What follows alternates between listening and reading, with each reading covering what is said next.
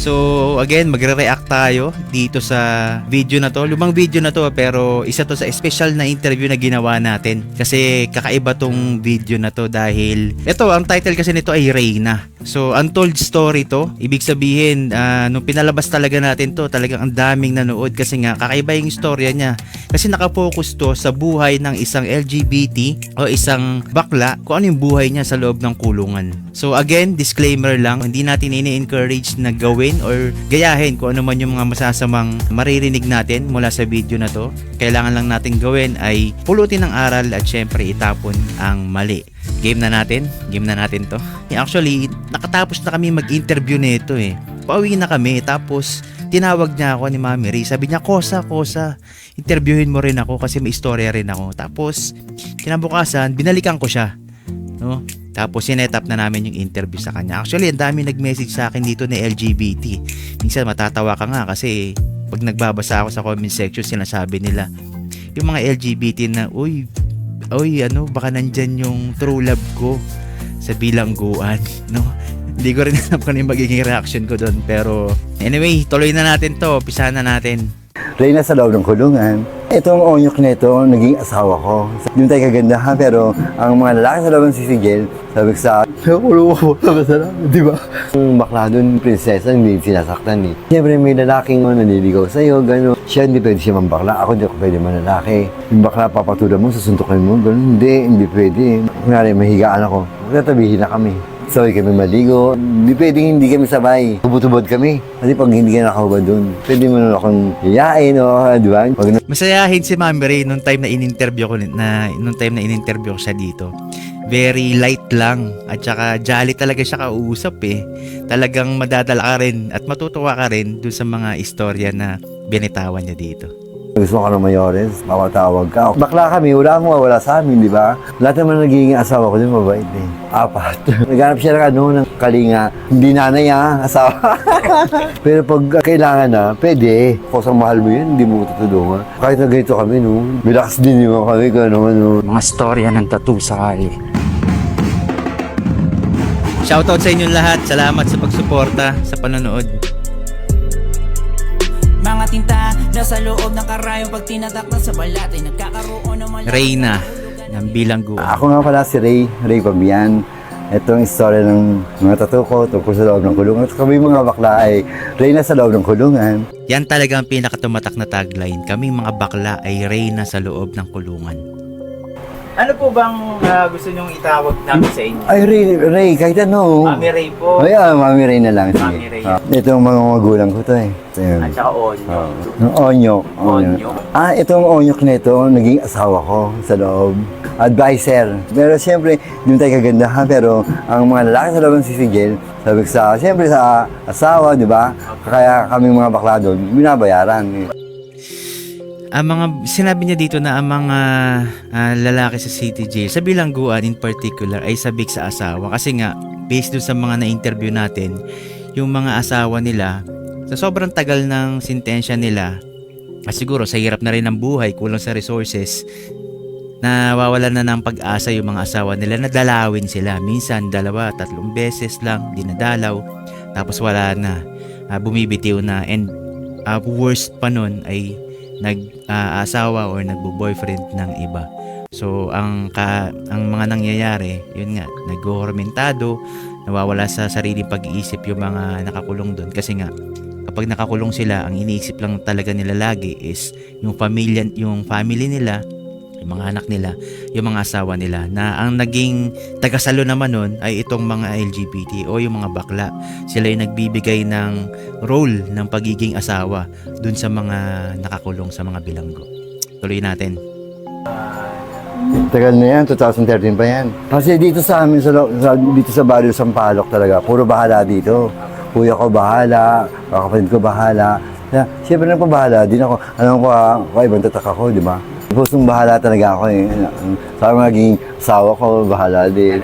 Ang unang pasok ko doon, siyempre, boring ako, di ba? Boring. Umiiyak ako. Nakulungan ko, masarap, di ba? Nakulungan ko, 5 taon, wala akong kasal. Drugs daw, may dala ako. Ang dala ko, hangir, hindi drugs. Naglalaba ako. Naglalaba daw siya, tapos napagbintangan siya na meron daw siyang yun nga, masamang yung droga, meron daw siyang droga. Pero sabi niya, hanger daw yung dala niya. Ewan natin So again, iwasan natin manghusga, no? Dito lang tayo para makinig sa istorya nila. No? Panatilihin po natin ng respeto. Naman doon ako, gusto lang ng kulungan. Tapos, siyempre, naduman. Nag-iisip ka, di ba? Nag-iisip ka. Tapos, sabi ng mayroon sa amin na, Ray, huwag ka na mag-isip ng ganyan. Ito, bibili kita ng manicure set. Kaya, hindi man taon ako ng manicure. Ayan, ang manicure set. Ang manicure doon, 20 pesos lang. Kamay paas, 40 pesos. Kailangan pumita ka para hindi ka kumain ng rancho. Rancho, kanin baboy. Totoo lang. Siyempre, nag-iisip ka. Di ba kasi sa tabi ka lang, umiiyak ka, di ba? Siyempre, makakakosa ka, malala. Sobrang depressed siya nung time na yun. Nakita siya ng mayores niya. Tapos binigyan siya ng, alam ko, pampuhunan yata para makabili ng manicure set niya So yun, mabait din talaga yung naging mayores niya nung time na yun Baga naawa rin sa kanya kasi nga nandun lang siya sa isang sulok, iyak lang siya ng iyak. So tinulungan din talaga siya. Makatao rin talaga. Bali halo-halo po yun. Pero isang tatak lang yun. Pero kasi ang bakla doon, prinsesa, hindi sinasaktan Marami rin, marami. Marami kaming bakla doon. Siyempre, habang nagtagal-tagal na rin, nawala rin yung boring ko, di ba? Minsan meron kaming activities na mapuro bakla kami, ganun. Pawalawarin naman sa inyo, nanunungkula sa loob Ang bakla dito, hindi pwede saktan na Minsan, siyempre, may lalaking naniligaw sa'yo, ganun. Yun, papakasalan ka, pero dadapa kayo sa sa balila. Tatakalan kayo 5 beses. Sa loob kinakasal din sila At saka sinasabi niya sa akin nung time na yun na sagrado. Kumbaga ginagawang sagrado yung kasal ng mga bakla dun sa loob sa pamamagitan ng yung pagdapa. So tatakalan din sila. I think siguro mga 5 ata o 10 yung 5 yung takal na gagawin sa kanila. Parang bilang basbas na after nitong seremonya na to, kayo talaga ikasal na. Diba? Kumbaga parang pinagtitibay nung pagtakal na yun, yung kasal talaga nila. No? Tuloy natin. Natakala kayo yung kasal na kayo. Kaya rin asawa ko ng ibang pangkat, komando. Lahat na nanangkulan nila, nanangkulan ko. Sabihin sana nanangkulan sa kanila. Huwag yung sasaktan itong namin, prinsesa namin ng bahala to Huwag na namin sinasaktan yung prinsesa namin. Babawin namin sa inyo yan. Kami naligaw po doon sa inyo. Oo, marami. Hindi na. 4 pa yun. Ginagawa nila. Hindi, dadaanin ka sa responde, pagkain, kape, ganyan. Siya magiging pampaligo mo. Siyempre para mawala yung kut ko. Kasi kaya nakakaano sa amin ng... Grabe, no? Talagang, typical na panliligaw ng isang Pilipino yung nararanasan nila dito. Kaya sa comment section, ang dami nag-comment talaga doon na, uy, baka nandyan na yung true love ko sa kulungan. Pakulong na rin kaya ako. May mga ganun ako nabasa sa comment section Kasi nga, yung mga LGBT, yung mga bakla dito sa labas, hindi naman nakakaranas ng ganong special na tawag doon, pagtrato. 'Di ba? So, nung nirelease natin to, talagang ang dami, ang daming mga LGBT na nalaman nila yung istorya na ganun pala talaga, Pero again, hindi natin ini-encourage na mangulungan kayo or pumasok kayo doon, Tuloy natin. Marami doon naligaw sa kanya. Nanungkulan, oy, parang may nararamdaman kami sa inyong dalawa. Gusto niyo bang magpakasal? Kasi doon ang kasal, kami kasal na kaming dalawa. Siya hindi pwede siya mambakla, ako hindi ako pwede manlalaki. Pag nanlalaki ako, may takaan na ako, hiwalay pa ako sa lalaki ko. Natakalan pa ako ng 20. Paano po yung proseso ng pagkasal doon? Diba? Sila yan, di ba? Parang babas-basa kami ng mayores sa amin, pagkikising kaming dalawa, tapos yun, madadapain kami. 5 beses kami tatakalan nun. Siyempre, parang sagradong kasal na kayo. Oh, di ba? Sagrado. Hindi salita lang na kasal na kayo. Mahirap. Oo, yun. Hindi siya parang babae din, parang di ba? Ang kinahawakan mo doon yung kinasal kayo na kapag nakita mo siyang nagladin-ladin sa iba, pwede mo siyang sasaktan na siya ang tatakalan, ako hindi. Minsan, di ba, may nanalo ako sa akin, kakosa ko, gano'n, di ba? Naasar ako, o kaya, nasuntok ako, ay, tatakalan yun. Kasi, di ba sabi ko sa iyo, ang bakla dito, hindi sinasaktan, hindi minamahal to, hindi tataritan natin yan Grabe, Talagang pinagtatanggol talaga yung mga bakla sa loob ng kulungan, Sobrang special yung pagtarato sa kanila. no? Kung ano yung trato ng babae dito sa labas, ganoon din talaga yung binibigay na treatment sa kanila kasi nga sila ang pumupukaw ng pagkamis ng mga bilanggo. Sila ang sumasalo ng role ng pagiging asawa ng mga bilanggo, no? Yung bakla papatulan mo, susuntukin mo, ganun. Hindi pwede. Naku, kunwari, mahigaan ako. Magtatabihin na kami. Kaya meron siyang kubol, doon ako matutulog. Sabay kami maligo, ganun. Hindi pwedeng hindi kami sabay. Kaya sabi ng mayor sa amin, baka may ginagawa isa sa akin, di ba? Ganun. Maraming lalaki, maraming tukso dyan, di ba? Maraming lalaki, maraming tokso dyan. Kaya kailangan silang sabay lagi na maliligo. Hindi ba kami kasada, liligo kami mga lalaki, hubot-hubod kami. Kung kami, bakla kami, kaya nakahubad ka rin. Kasi pag hindi ka nakahubad dun, kaya nakahubad ka eh. Bakit kailangan nakaupo? Pag hindi ka nakahubad, hindi, baka sabihin, ano ka, supot ka, di ba, ganun. Walang pakialaman doon, kahit naliligo tayong dalawa, walang pakialaman na, pag hindi pa ako kasal, pwede mo na akong iyain, o, di ba? Ganun kasi mga lalaki, di ba, takaw sa mga lalaki. Kahit ibang Di mo rin masisisi kasi nga sabik din, 'di ba? At saka yung iba, ang tagal na rin talaga nakakulong tapos yun nga, iniwan na sila ng mga asawa nila, mga pamilya nila kaya yung kaligayahan na hinahanap nila, kung makakita sila ng tsansa na makuha yung kaligayahan nila, syempre gagawin nila yun, no? Which is, ito na nga, yung mga LGBT, yung mga bakla sumasalo na. storm, pag nagustuhan ka ng mayores, mapatawag ka, o kaya kakausapin ng mayores, yung kung pwedeng pumunta ako doon, para makapag gano'n, tapos babayaran ka, 1,000, 500, di ba? Siyempre, pang paas din ng gutom yun, di ba? Yung ano, di ba? Naging way of living na rin nila yun eh. Naging diskarte na rin yun eh para kumita. Naging diskarte na rin nila para kumita sila ng pera para matustusan yung pangangailangan nila dun sa bilangguan, especially yung pagkain nila, no? Bakla kami, wala akong mawawala sa amin, di ba? Hindi naman kami babae. Siyempre, huwag naman panay-panay baka magkasakit ka naman, di ba? Kami bago kami lumabas ng term namin, nanghalagaan kami. Prinsesa namin ha, pag may nangyari yan, sagot niya na. Nagkakarayot nga doon, alam mo, may napano dito ang kakosa ko, paano tagang, dito sa utak ko mismo ha, oo, ang daming dalaw, tagang rayo, ito si Onyok, mabait to, ano to, parang wrestler, gano'n siya, mabait siya. Lahat naman nagiging asawa ko din, mabait eh. Marami po yung naging asawa na. 4. Talaga po. Grabe, no? 4 yung naging asawa niya sa bilangguan. Kaya yung mga comment nung time na yun, talagang sunod-sunod eh. Hindi ko alam magiging reaction ko. Matatawa ba ako? Malulungkot para sa kanila? Tuloy natin. Dapat din yung kasal na yun. Ma'am, pero pwede po may kwento dun sa una. Dun sa Yun nga, di ba? Doon ka. Doon na biyahe. Yan ba yung una? Oo, nabiyahe eh. Nabiyahe sa Munti. Siyempre may asawa siya. Yung asawa niya hindi na pupunta. Doon hindi na siya dinadala. Nililis ako siya ko. Siyempre, naghanap siya ng ano, ng kalinga. Pagmamahal. Hindi nanay asawa. Naghanap siya ng kalinga ng hindi nanay, kundi asawa. Okay. Maski man ikaw, kala mo makulong. Maghanap ka rin eh. Siyempre, wala naman, hindi naman babae, hindi naman, ano ba yung sa atin, isang beses lang yun, wala naman. Pag naligo tayo, di ba, wala naman. Nabiyahe na sa Munti eh. Wala na, siyempre, nadungkot na ako. Hindi ko naman sa akin. Sa isang banda, kapag yung asawa nila ay lumaya na, maghahanap din talaga sila ng panibagong aasawahin dun. So nakakalungkot din ano.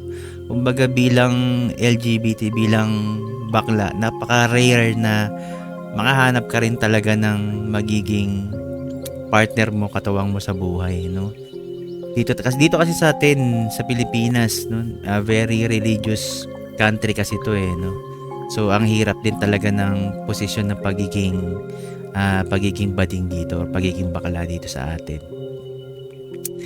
Karamihan sa mga bakla kasi naghahanap lang din talaga sila ng kalinga o yung totoong magbibigay ng pagmamahal sa kanila.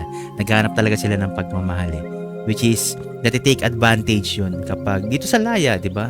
Kasi karamihan sa kanila, gusto lang magmahal pero yung napili nila is, alam nyo na, benefit ang habol. Kaya, in the end, kapag wala nang ma-provide or nauubos na yung alam niya, resources or pera nung bakla, talagang nag-aaway sila o naghihiwalay sila.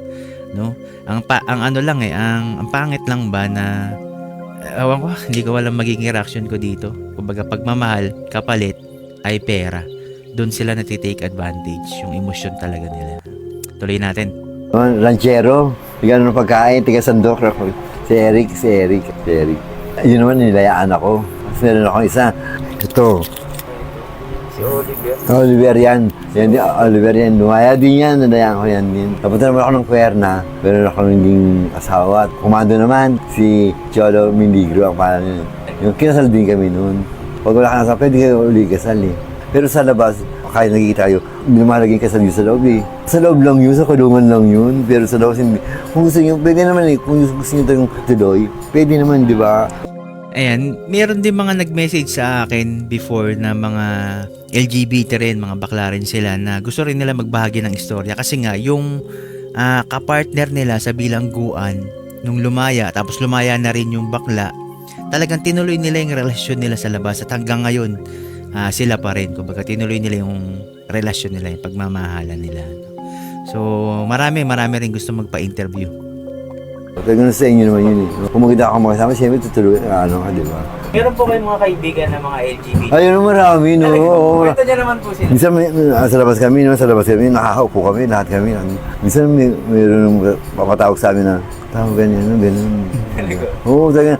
Ay, tayo, ay, nako. Oh, di ba? Ang ganda ko, di ba? Talagang patalbugan din talaga ng ganda yung mga LGBT sa loob eh, no? So, parang ganito rin, parang paras lang din sa laya, no? Oh, isang pandesal. Sa siyampuradong puro tubig na walang asukal. Oo, grabe, parang kanin. Naalala ko tuloy. Nakakulong ako. Siyempre, di ba, mahirap makulong, di ba? Anong magulang mo matandaan, di ba ako dahil walang pera. Napakahirap makulong lalo na kung yung mga magulang nyo ay matandaan at walang pera, no? Nafe-feel natin yung emosyon dito ni Mami Ray kasi nga umiiyak siya nung ini-interview ko na siya dito na, sa part na to, naiiyak na talaga siya kasi nararamdaman mo na bumabalik yung feelings niya, yung paghihirap niya, naalala niya nung time na yan. Oo, siyempre matandaan na. Isa ko walang pera, di ba? Siyempre magtitis ako. Lahat ng paraan ginawa ko sa kulungan. Nag-manager ako, nag-masaya ako, naglabada ako ng mga bawat isang t-shirt, 2 piso. Siyempre, unang-una yung pagkakulong ko. Siyempre, di ba, hindi mo makakalimutan yun. Nuli ka mo, wala kang makasalanan, wala naman nakuha sa'yo, di ba? Tinuluyan ka. Sa hanggang 5 taong kinulong ka, wala kang makasalanan, di ba? Bakit gano'n ang batas sa atin? Itong mga kalyon to, yan, yung mga kalyon yan, sa manicure yan. Sa 5 taong ko. Kaya ako naiyak. Naalala ko na yung gano'n. Ang hirap pala makulong. Kaya sabi ko sa nanay ko, hindi ako nalawin kung wala kayong pera. Yung mga tanong ako, lumakas ang kita ko. Kasi ako pa rin nagpapadala sa nanay ko. Padala ng pera, ang gano'n. Ang bilin sa amin ng mayores sa amin, ang mga advisor, huwag na huwag kayo makipag-away. Kasi gulo lahat yan. Lahat na pati mga lalaki yan. Ganun yan. Saka pag napag-away ako, tatakalan din ako. Kaya ako hindi ako nakakipag-away doon. Pero may nakakaway ako sa lalaki. Nung nakakaway ako, sinuntok ako. Talagang sinira ko yung mukha niya. Pero hindi ako natakalan. Sabi ng mga mayores sa amin, ng mga advisor, kahit sa inyo, di ba bawal ang baklaan saktan? Kasi ang dami nakakita sinaktan ako. Una-una, hindi ako kasalanan. Buti na magkagulo rin eh. Talagang tinakalan siya ng isang kaban eh. Ang isang kaban doon, 50. Hindi kami sumasalit, matabi na kami, di ba? Mga lalaki ng ano. Pero pag kailangan na, pwede. Pwede, bakit hindi? Kung mahalo na yung kakosa mo, hindi mo pa katutulungan.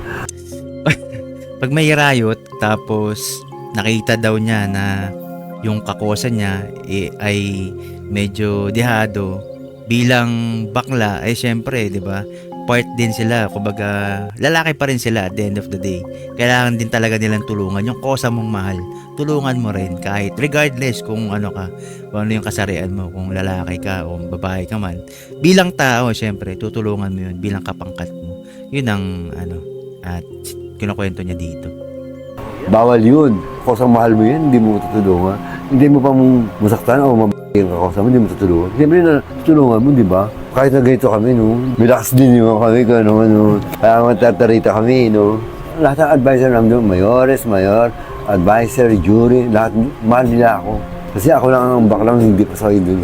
Minsan may oras ko nga, binibigyan pa ako ng pagkain. Ako nahiya. Sige na Ray, huwag ka mahiya. Kasi mabait ako, ayoko yung ano, di ba? Di ba nasa loob ng kulungan, kailangan behave ka, hindi naman, di ba? Kahit na minamahal ko na sila, nagbabait sa akin, sabi ko, sige naman yan. Huwag na kayo magbahay. Hindi Ray, kailangan mo yan. Laking tulong sa akin yun, di ba? Ayoko na makulong. Mahirap. Yung kakainin, parang kanin baboy. Ang kanin, may apog. Ang lalaki. Ang sandok nila, hindi sandok, pala. Pinapala yung kanin. Iba-iba ugali ng tao di ba? Bigyan mo sila ng payo, di ba? Hindi sila susundin. Pero minsan nakakwento na akong mga batang, ay ko, kung ayaw nyo makulong, kung kayo gagawa ng hindi maganda, di ba? Kawawang magulang nyo, kawawa ka. Kung wala kayong pera, sino dadalaw sa inyo? Sabi, Napakahirap talaga makulong. Yun talaga yung madalas na nilang sinasabi na talaga magiging kawawa ka. Kawawa yung mga magulang mo, lalo at hirap kayo sa buhay. Kaya panatilihin natin, piliin natin na laging na laging gumawa ng tama, no? Maging matalino tayo sa madaling sabi, no? Basta natin gumawa ng mali, as much as possible, lagi tayong i-align natin yung pamumuhay natin sa Panginoon. Yun ang pinaka-importante, para lagi rin tayo magdadasal para gabayan yung kaisipan natin, na bigyan tayo ng karunungan na malaman kung anong gagawin ba natin, kung tama ba ito, mali. sa kanila, bahala kayo kung ayaw yung sundin yung ko, di ba? Sinasabi naman ng warden Sputnik, bahala, BCJ, komando, magsama-sama kayo, parang magkakapatid, huwag kayo mag-away-away. Nakakulong na kayo, mag-away-away pa kayo, di ba? Kaya minsan kakabati na rin. Napapasabi din ako sa kanila, syempre, di ba? Pag meron sila pagkain, binibigyan nila ako, di ba? Pag meron naman ako, nabibigay din ako sa kanila, di ba? Salamat nga pala sa mga kosa ko, kahit hindi ko kakosa na binibigyan ako. Sa komando, BCJ, sa Sputnik, lahat ng pangkat na yan, lahat yan nagbigay sa akin. Trato nila na LGBT ako, na kahit hindi ko sila kakosa, mabait sila sa akin. Sa lahat ng pangkat, bahala man, Sputnik, komando, di ba? Ano lang tayo, kapayapaan lang, di ba? Hoy, hanggang ngayon, dalaga pa rin ako, Jeff. Nakita nga ako yan, ng piyesta. Mama Ray, ganyan ka pa rin, hindi ka nagbabago. Sabi ko, ba't ako magbabago? Ito pa rin yung ko. Kahit alam mo dito sa buong Sampalo, kilala nila sila Mama Ray, mabait. Mga tinta nasa loob ng karayong pag tinatak na sa balat ay nagkakaroon ng Grabe yun. Grabe yung istorya na yun, no? Salamat sa another episode na naman, yung natapos natin, no? Ngayong araw. Salamat sa mga sumama sa akin na manood dito sa live reaction video. Basta palagi nyo tandaan na pulutin natin yung aral at itapon natin yung mali sa lahat na napapanood natin. Huwag natin kalimutan na lagi magdasal. Alam nyo, napaka-powerful ng prayer, ng pagdadasal, lalo na taimtim yung dinadasal ninyo. Napaka-powerful niyan. Anything na hilingin mo ay ibibigay sa'yo ng Panginoon. Totoo yan. Ako mismo magpapatunay yan. No? Na totoo lahat yan. At hindi natin ini-encourage na gayahin yung mga masasamang nangyari or nagawa nila. Hindi natin sila husgahan. Nandito lang tayo para maging saksi dun sa mga istorya na inilalahad nila dito sa Tatong Kalye. Ako nga pala si Jello mula sa Tatong Kalye, mga istorya ng tattoo sa kalye.